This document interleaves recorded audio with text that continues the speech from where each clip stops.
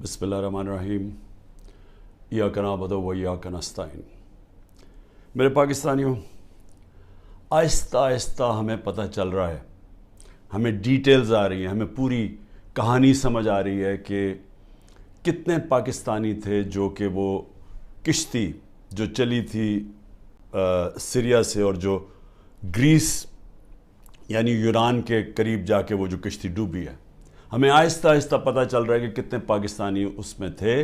अभी तक पूरी डिटेल्स नहीं हैं, लेकिन खौफनाक चीज़ें सुनाई दे रही हैं कि पाकिस्तानियों को उन्होंने निचला जो तहखाना था उसके अंदर घुसाया हुआ था और उनको ऊपर नहीं आने दे रहे थे। और ज़्यादातर जो लगता है कि जो लोग डूबे हैं वो पाकिस्तानी थे।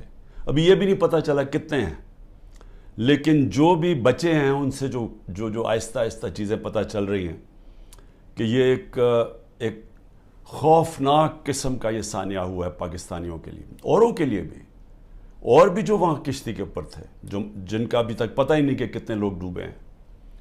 लेकिन इससे क्या चीज़ सामने आती है? इससे ये चीज़ सामने आती है कि जो पैसे वाले लोग हैं, जो प्रोफेशनल्स हैं, जिनकी दुनिया में डिमांड है, जिनको आराम से वीज़ा मिल जाता है, उनमें से तो 9-10 लाख पाकिस्तानी मुल्क छोड़ के चले गए, क्योंकि उनको उम्मीद चली गई है कि उनको लगता है कि अब ये पाकिस्तान उधर जा रहा है कि इधर इसका कोई मुस्तकबिल नहीं है, तो वो तो मुल्क छोड़ के चले गए और वो छोड़ते जा रहे हैं जिन लोगों के पास पैसा है या वसाइल है या हुनर है या प्रोफेशन है। लेकिन जिनके पास नहीं है, जिनको वीज़े नहीं मिलते, वो इसी तरह किश्तियों पे किसी ना किसी तरह पैसा जमा करते हैं। वो उस पैसे से किसी को देते हैं कि जी हमें नाजायज़ तरीके से पहुंचा दें वहाँ। जिस तरह ये किश्ती में लोग जा रहे थे, सब नाजायज़ थे, यानी सब इलीगल थे। इनके पास किसी के पास वीज़ा नहीं था। इन सब ने पैसे दिए थे, जो दलाल होते हैं, जिन्होंने कहा कि हम आपको पार पहुंचवा देंगे। ये उन्होंने उनको पैसे दे के सारी ज़िंदगी की कईयों ने अपना पैसा जमा करके या ख़ानदान जमा करके भेजता है बाहर से पैसे कमा के वापस भेजेंगे। तो ये सारे वो लोग थे। जो दूसरे भी थे वो भी ये लोग थे। अच्छा, अब इनमें ये जो लोग जा रहे थे, ये किन मुल्कों से जाते हैं? सवाल हम अपने आप से पूछें कि ये कौन से मुल्क हैं जिधर इतने बुरे हालात हैं कि लोग अपना घर छोड़ के सारा पैसा इकट्ठा करके ख़ानदान इनको बाहर भेजता है। वो कौन से मुल्क हैं? ये वो मुल्क हैं जिधर या तो जंगें चल रही हैं, और जब जंग होती है तो कानून सब ख़त्म हो जाता है, कारोबार ख़त्म हो जाता है, वो उस मुल्क को छोड़ के निकलते हैं। जिस तरह अभी सूडान में आपस में खाना जंगी है, तो लोग छोड़ के जा रहे हैं, लाखों लोग जा रहे हैं वहाँ से। जिस तरह सीरिया के अंदर जंग चली थी, शाम के अंदर, उधर लोग छोड़ के जा रहे हैं। या लिबिया के अंदर सिविल वॉर हुई जब, तो आपस में जब लड़े तो उधर लोगों ने जाना शुरू किया। लेकिन और कौन से मुल्क हैं? अब मैं आपको ये बताना चाहता हूँ कि ये जो मैं आपको 27 साल से कह रहा हूँ, इंसाफ की तहरीक, मैं कहने की अपनी कौम को ये कोशिश कर रहा हूँ कि जब तक एक मुल्क में इंसाफ नहीं होता, रूल ऑफ लॉ नहीं होता, कानून की हुक्मरानी नहीं होती, वहाँ खुशहाली नहीं आती। तो ये सारे तकरीबन लोग उधर उन मुल्कों से जा रहे हैं जिधर कानून की हुक्मरानी नहीं, जिधर जंगल का कानून है। तो मैं आज आपको बताना चाहता हूँ कि वो मुल्क जिनके अंदर रूल ऑफ लॉ यानी कानून की हुक्मरानी सबसे ज़्यादा है और किधर कम है। तो पहले तो मैं आपको पहले 15 मुल्क आपको बता दूं कि जिधर कानून की हुक्मरानी सबसे ज़्यादा है और जिधर लोग छोड़ के उन मुल्कों पे जा रहे हैं, यानी गरीब मुल्कों से अमीर मुल्कों में किन मुल्कों पे जा रहे हैं। इनमें मुल्क हैं डेनमार्क, नॉर्वे, ये स्कैंडिनेविया के मुल्क हैं, स्वीडन। सबसे ज़्यादा यहाँ कानून की हुक्मरानी है या रूल ऑफ लॉ है। लोगों को पूरा इत्मीनान है उनके इंसाफ के निज़ाम पे, या इंसाफ है इन मुल्कों के अंदर, अदल और इंसाफ है। तो सबसे अमीर मुल्क ये हैं और इधर सबसे ज़्यादा इंसाफ है। तो ये इंसाफ के अंदर ये जो जितने भी मुल्क हैं, ये .90 سے لے کے .80 کے بیچ میں یہ سارے ملک ہیں، جس میں آسٹریلیا ہے، بیلجیم ہے، کینیڈا ہے، آئرلینڈ ہے، برطانیہ ہے، لگزمبرگ ہے، نیوزی لینڈ ہے، جرمنی ہے، نیدرلینڈز ہے. یہ سارے وہ ملک ہیں اور امریکہ جن کی جو یہ رول آف لا انڈیکس میں سب سے اوپر ہے. تو یہ وہ ملک ہیں جس کی طرف یہ لوگ کشتیوں میں اپنی جانیں خطرے میں ڈال کے یہ ان ملکوں کی طرف جاتا ہے. اب آ جائیں وہ ملک جن کی 40.40 سے نیچے ہے، 0.40 سے 30 تک جن کی رول آف لا انڈیکس میں، یعنی جدھر انصاف سب سے کم ہے. اب وہ کون سے ملک ہیں؟ جس میں ملک ہیں افغانستان ہے، میانمار ہے جدھر یہ ابھی تباہی مچی ہوئی ہے، جدھر ملٹری نے سنبھالا ہوا ملک، ادھر پاکستان ہے، یوگینڈا ہے، زمبابوے ہے، کانگو ہے یعنی افریقہ کے ملک ہیں، موزمبیک ہے، ایتھیوپیا ہے جدھر بھی ابھی خانہ جنگی چلی ہے. تو وہ ملک ہے، نکراگوا ہے یعنی ساؤتھ. سو یہ وہ ملک ہیں جدھر سب سے کم اس وقت قانون کی حکمرانی یعنی رول آف لا ہے، جدھر سب سے کم انصاف ہے.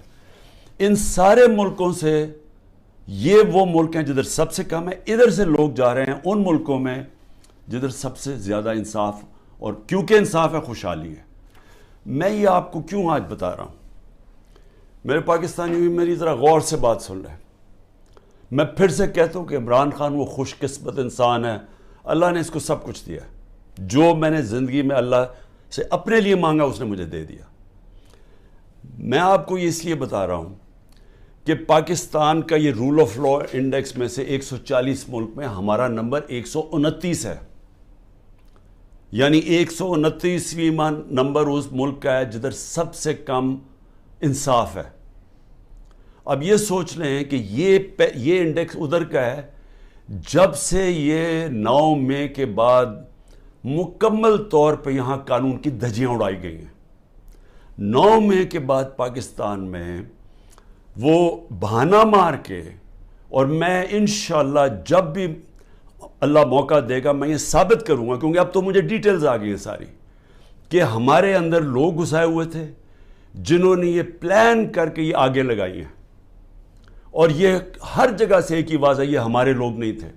میں نے ایک سے پوچھا ہے، ہمارے لوگ چھپے ہوئے تھے، کیونکہ وہ چھپے ہوئے ہیں جیل میں ہیں. مجھے تھوڑا آہستہ آہستہ لیٹ پوری طرح اس کی خبریں ملی ہیں، لیکن جس سے بھی میں نے پوچھا ہے انہوں نے ایک چیز کہی ہے جی، کہ ایک دم کوئی لوگ آتے تھے اور یہ ایک دم ساروں کو اشتعال دلواتے تھے کہ چلو وہاں چلو، ادھر چلو جی GHQ چلو ادھر جا کے یہ جو جہاز چوک پہ میاں والی میں اس کو آگ لگا دو. لوگ کہے جی اب ہیں کون؟ وہ ہمارے تحریک انصاف نے کبھی دیکھے ہی نہیں تھے. تو یہ ہر جگہ سے یہ آئی ہیں. کور کمانڈر گھر کا جلا دیا گیا، بڑا شور مچایا گیا، لیکن آج تک کوئی IG پولیس سے پوچھا ہے کہ 2-3 گھنٹے لگ رہے ہیں کراؤڈ کو آنے کے لیے، آپ کدھر تھے؟ جو ٹرمپ کے لوگوں نے جب ان کی پارلیمنٹ کیپٹل ہل کے اوپر جب انہوں نے چڑھائی کی، سب سے پہلے پولیس چیف کو فارغ کیا. تو ادھر تو یہ اس کو تو کوئی پوچھ ہی نہیں رہا. اور کیوں نہیں ابھی تک CCTV کیمرہ کی ساروں کو ٹی وی کے اوپر ڈیٹیلز آئی؟ سارا وقت ٹی وی پہ پروپیگنڈا چل رہا ہے. بتائیں تو صحیح، وہ شکلیں تو بتائیں. کیوں نہیں صحیح معنی میں ہمارا کیوں نہیں موقف لیا گیا؟ ہم ساروں کو پکڑ کے جیلوں میں ڈال دیے، کیسز کر دیے ہیں. میرے اوپر، میں جیل کے اندر تھا، 9 میرے اوپر جیل میں جب میں تھا 9 کرمنل کیس کر دیے ہیں کہ میں نے ان کو اشتعال دلوایا تھا. کوئی ثبوت ہے؟ کوئی ہاں جی ہمارے پاس آتی ہیں جی کہ ہمارے پاس بڑے ثبوت جمع کیے ہوئے ہیں. میں چیلنج کرتا ہوں، یہ تو چھوڑو 27 سال میری پولیٹکس میں ایک دفعہ بتاؤ کہ میں نے کبھی کسی کو کہا ہو کہ پرامن احتجاج کے علاوہ کوئی احتجاج کرو. ایک دفعہ مجھے کوئی بتا دے. میرے سارے پارٹی سینئرز کو میری پالیسی کا پتا تھا، اور سارے سینئرز وہی باتیں کر رہے تھے، پرامن احتجاج. ہم کہیں بھی پرامن احتجاج کر سکتے ہیں، یہ ہمارا آئین ہمیں اجازت دیتا ہے، کوئی نو گو ایریا نہیں ہے.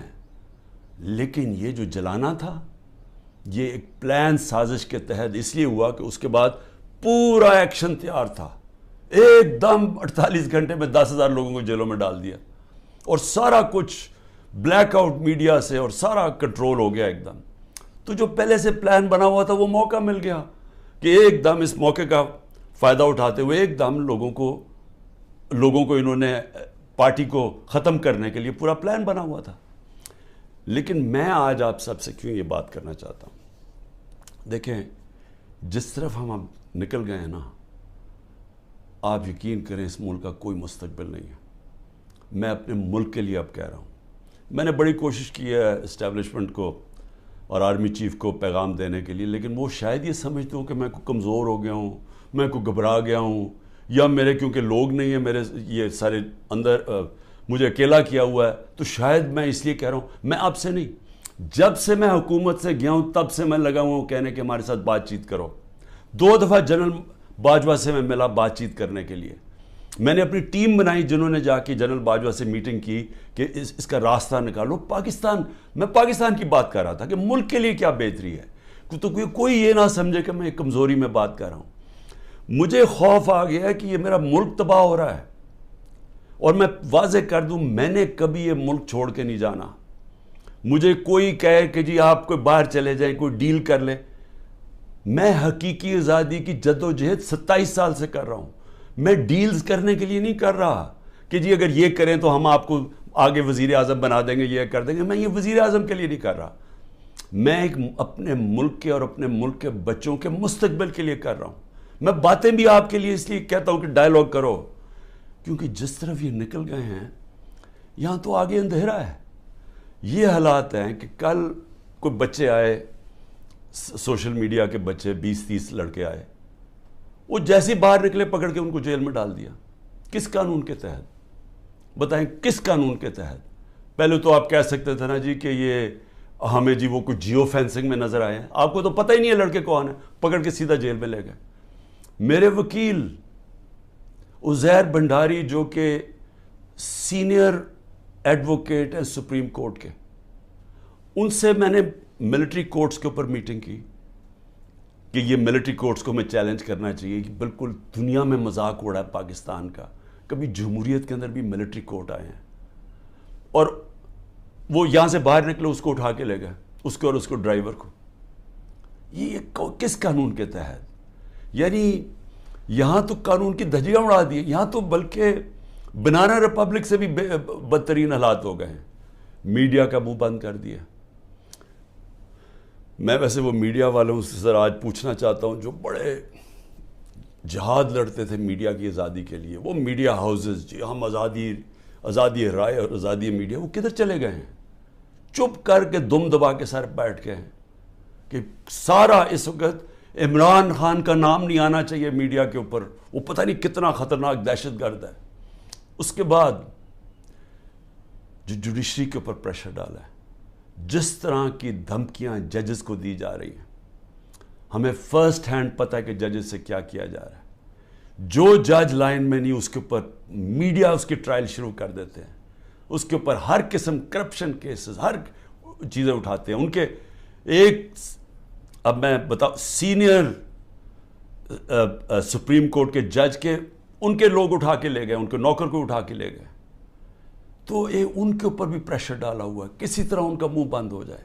ہر قسم کا پریشر ڈالا ہے کہ وہ بھی لائن میں آ جائیں کہ یہ اس ملک کے اندر مکمل طور پہ آمریت قائم ہو جائے، کسی کی جرت نہ ہو.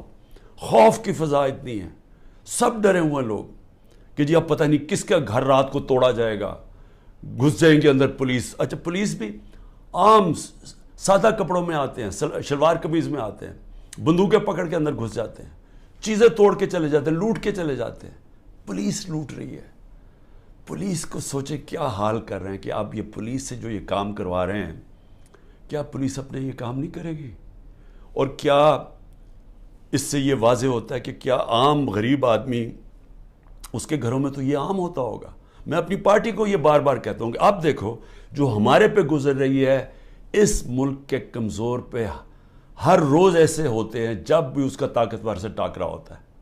سوچیں انٹیریئر سندھ میں کیا ہو رہا ہے، جو یہ زرداری کرتا ہے لوگوں سے، تو یہی تو کرتا ہے وہ ان سے، لوگوں کو غلام بنانے کے لیے. یہی تو دہشت گردی ہے.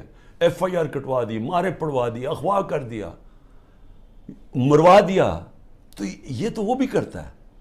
یہاں بھی ایک وہی فضا بنائی ہوئی ہے کہ جی کسی ٹائم کے کسی گھر پہ آ جائیں گے. عورتوں کی لاپرواہ ہے, چادر اور چار دیواری کی بے حرمتی کی جا رہی ہے. یہ شرم کی بات ہے کہ ہمارے وہ سینئر جرنلسٹ جن کی کریڈیبلٹی ہے, دنیا عزت کرتی ہے, قوم ان کو مانتی ہے, وہ ملک سے 4-5 ملک سے باہر بھاگ گئے, ان کو باہر بھگوا دیے. ارشد شریف کے ساتھ جو انہوں نے کیا, جتنا شاید ہی اس ملک میں ایسا دلیر اور ایک محب وطن صحافی تھا, ایک انویسٹیگیٹر جو محنت کرتا تھا, اس سے جو کیا کیا گیا. عمران ریاض یوٹیوب میں سب سے بڑی فالوئنگ جس کی ہے, اس کا مطلب کہ قوم اس کو سنتی تھی, قوم مانتی تھی اس کی بات میں.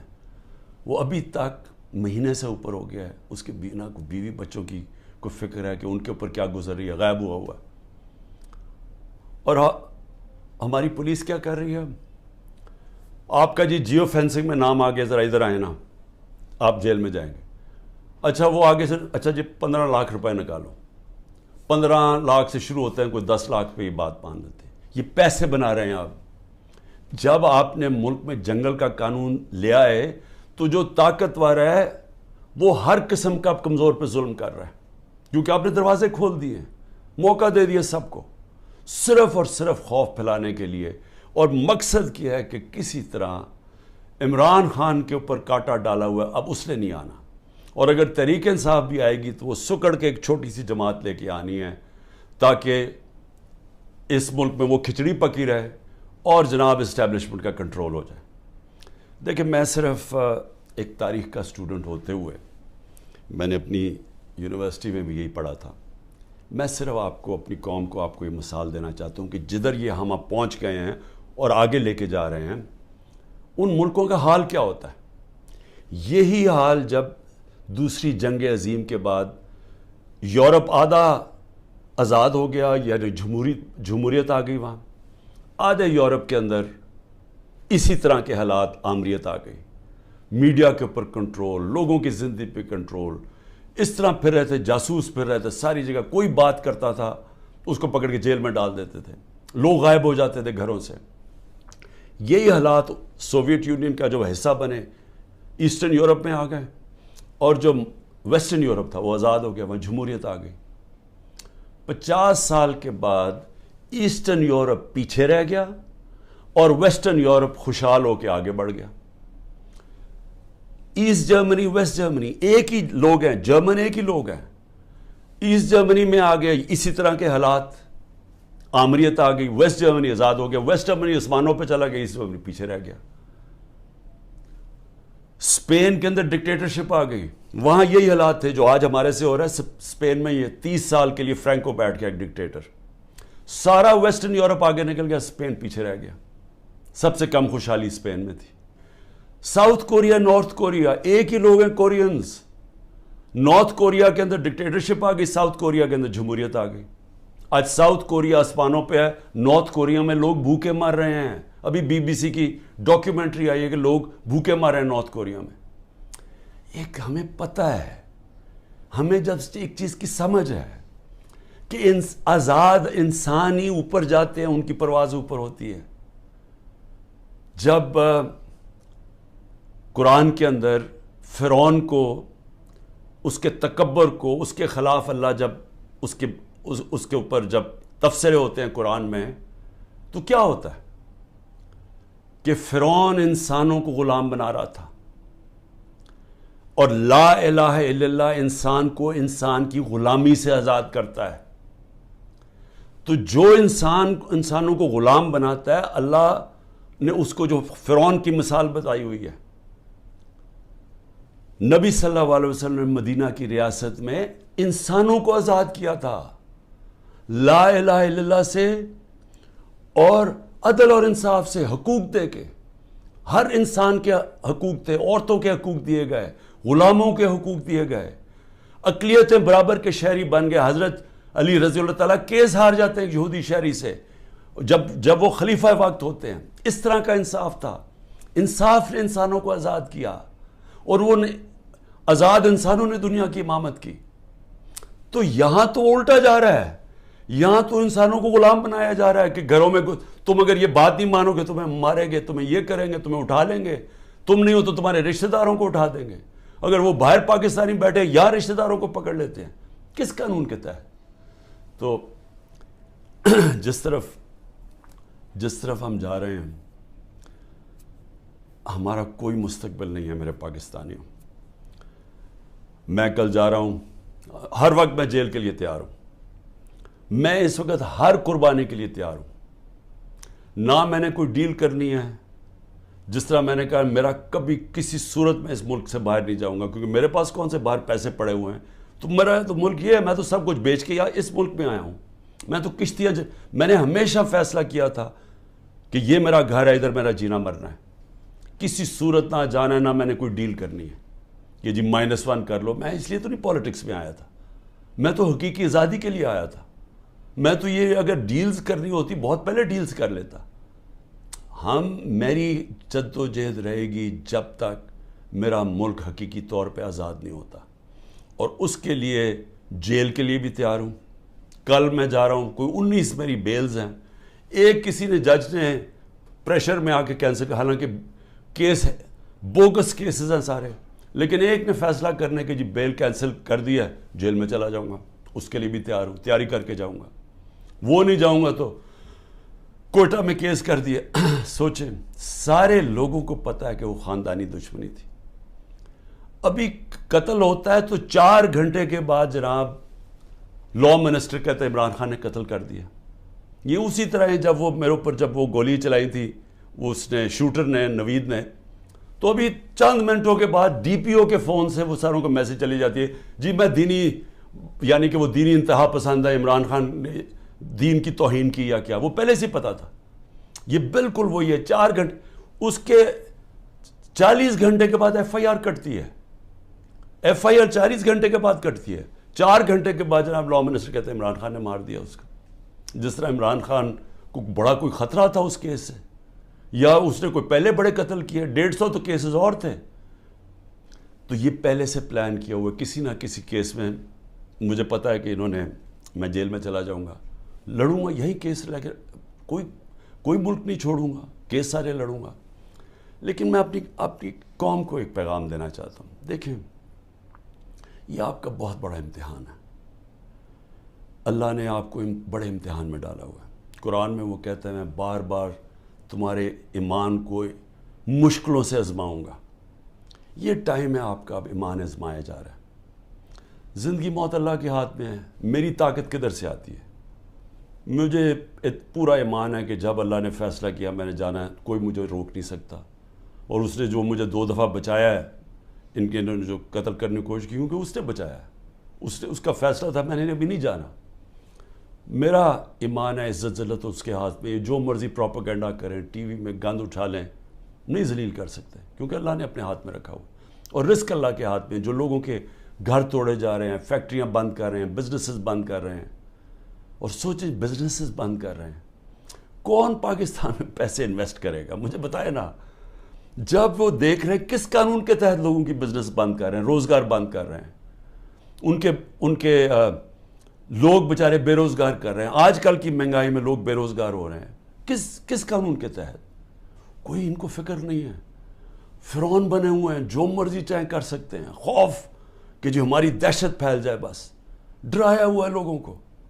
تو پاکستانیوں سن لو میری بات, آپ ہیں محمد مصطفیٰ صلی اللہ علیہ وسلم کی امت, دنیا کے سب سے عظیم لیڈر. آپ کا کلمہ ہے لا الہ الا اللہ, نہیں ہے خدا سوائے اللہ کے کوئی. آپ نے اپنی آزادی کے لیے جدوجہد کرنی ہے. میں نے ہمیشہ کہا کہ پرامن احتجاج کرتے ہیں شہری. کوئی اپنی فوج کے سامنے نہیں لڑتا, کوئی اپنی پولیس کے سامنے نہیں لڑتا. ہم ان سے لڑنے نہیں آئے, ہم کوئی انتشار پھیلانے نہیں آئے, لیکن ہمارا حق ہے پرامن احتجاج. آپ نے ابھی سے مینٹلی تیار ہونا ہے. انہوں نے مجھے جیل میں ڈالنا ہے, اور ان کا خیال ہے کہ جب مجھے جیل میں ڈالیں گے, اب انہوں نے اتنا خوف پھیلا دیا کہ سب چپ کر کے بیٹھ جائیں گے. آپ نے اگر یہ ظلم قبول کر لیا, اور یاد رکھیں آپ 25 کروڑ ہیں, اگر 25 کروڑ لوگ سہم گئے اور خوف کے سامنے جھک گئے, تو میں آپ کو بتا رہا ہوں آپ کا کوئی مستقبل نہیں ہے. پھر یا تو یہ کشتیوں میں لوگ نکلیں گے اور بیچارے اسی طرح جان کھوتے رہیں گے, سمندروں میں ڈوبتے رہیں گے اور وہاں دھکے کھاتے رہیں گے, اور یا پھر جو آپ کے پروفیشنلز ہیں وہ ملک چھوڑ کے ویسے دنیا میں ڈیمانڈ ہے وہاں چلے جائیں گے. تو ملک کا تو کوئی فیوچر نہیں رہے گا. اور یہ چوروں کے ہاتھ میں جن کو اوپر بٹھا دیے لا کے, جن کو 30 سال سے ثابت کر رہے ہیں, یہ ایک دوسرے کی چوری کو 30 سال سے لوگوں کو بتا رہے ہیں کہ کون بڑا چور ہے, جو یہی اسٹیبلشمنٹ بتا رہی ہے کہ کتنے بڑے چور ہیں. اگر ان کے نیچے اور ان کی غلامی کرنی ہے اور یہ خوف کی وجہ سے, میرا کیا ہے کہ اس غلامی سے موت بہتر ہے. یہ کوئی زندگی نہیں ہے, غلاموں کی کوئی زندگی نہیں ہے, صرف پرواز آزاد لوگوں کی ہے. اقبال کا شاہین صرف آزاد ہو کے تو اوپر جا سکتا ہے, غلام تو غلام رہتے ہیں. جس طرح مولانا رومی نے کہا کہ جب اللہ نے تمہیں پر دیے ہیں کیوں چونٹیوں کی طرح رینگ رہے ہو, غلام چونٹیوں کی طرح رینگتے ہیں. تو سب آپ ذہن بنا لیں کہ یہ خوف جو پھیلایا گیا ہے, اور قرآن کی آیت ہے کہ جو لوگ ایمان لے آئے اللہ ان کے خوف دور کر دیتا ہے. یہ ایمان والے لوگوں کو میں کہہ رہا ہوں کہ یہ بالکل آپ نے گھبرانا نہیں ہے, آپ نے کھڑے ہونا ہے. پرامن احتجاج آپ کا حق ہے.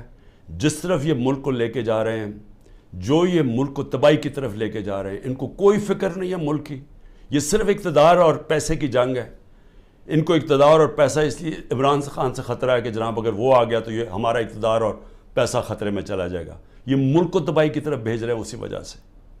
اور اسی لیے میں سب کو آخر میں پیغام دیتا ہوں کہ ذہنی طور پہ تیار ہو جائیں کہ کبھی بھی آزادی کوئی پلیٹ میں رکھ کے نہیں دیتا. آزادی کے لیے قربانیاں دینی پڑتی ہیں, اور آپ سب کو, میں بھی تیار ہوں, آپ سب کو تیار ہونا چاہیے قربانیوں کا.